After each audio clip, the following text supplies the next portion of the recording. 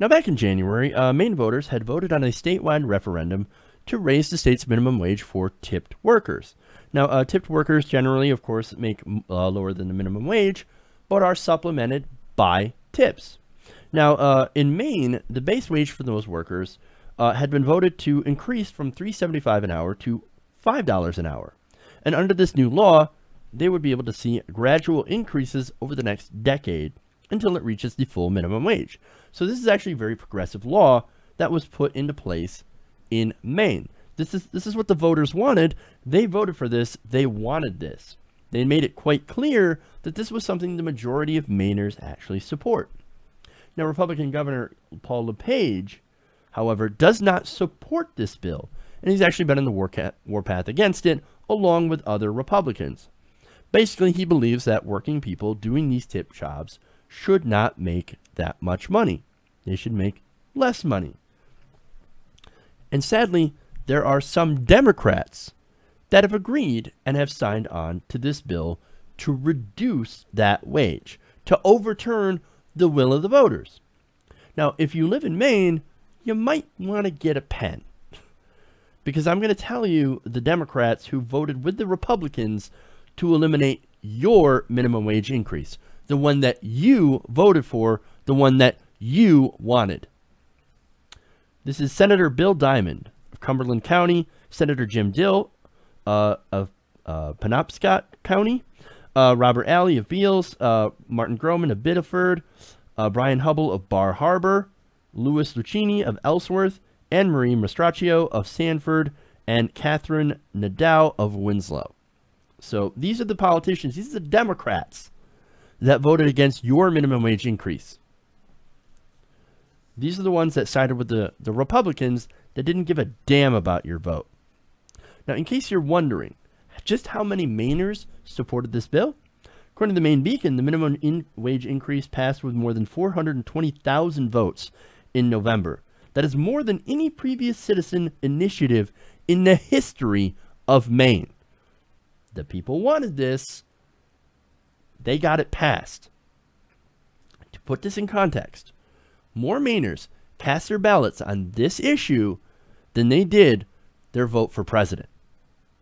This seems to be an issue that is pretty damn important to people in Maine. And of course, it's important across the country. There are 7 states right now, Alaska, California, Minnesota, Montana, Nevada, Oregon, and Washington, that no longer have what is called a sub-minimum wage. That is a different wage for tipped workers. The minimum wage is the minimum wage.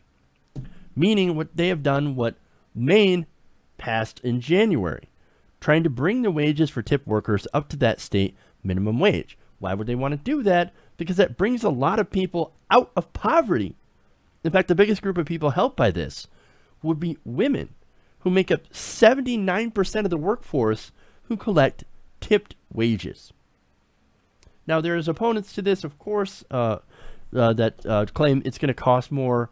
People are going to stop tipping. The restaurant industry will collapse. Oh, it's going to be horrible. All the restaurants are going to leave. They're gone. And where are they going to go? They're not just going to pick up and leave. That is ridiculous. In those 7 states that I mentioned, Alaska, California, Minnesota, Montana, Nevada, Oregon, and Washington, the restaurant industry is actually incredibly strong. Oh, but what about the menu prices? It's going to be so much more expensive if you raise the minimum wage in these restaurants. Well, those menu prices are actually not higher than they are in other states. And as far as tipping goes, well, customers haven't stopped tipping. So this is all benefit to the workers, and almost none of the downsides for any of the restaurant industry, except for, of course, having to be to pay a higher wage. Now, in Maine, we would end up seeing the same result. However, there are restaurant owners there that are so scared of actually making sure that their workers are taken care of that they will end up buying off local politicians like these Democrats in an attempt to repeal the will of the people. They care only about their bottom line. They care only about their profit. And let me tell you, if you could buy a politician, you can afford to pay a fair wage for tip workers who are right now overwhelmingly languishing in poverty. In fact, according to Amy Halstead, campaign manager for Mainers for Fair Wages, quote, they are twice as likely to live in poverty and 3 times as likely to access food stamps to feed their families. Now, I've said before, food stamps right now is essentially a subsidy to these employers.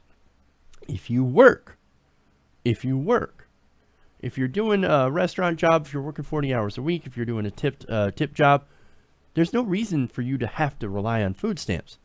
Your employer should pay you enough for you to be able to live on your own and take care of yourself and not have to rely off the government.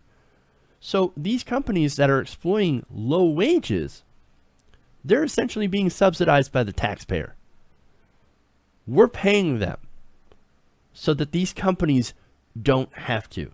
That, my friends, that is corporate welfare. We are all against that.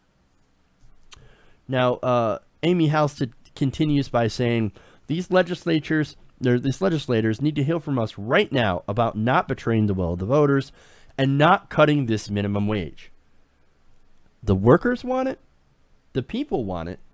They voted for it. And these politicians should not get away. They should not be allowed to cut it. Hey everybody, thanks for watching this video.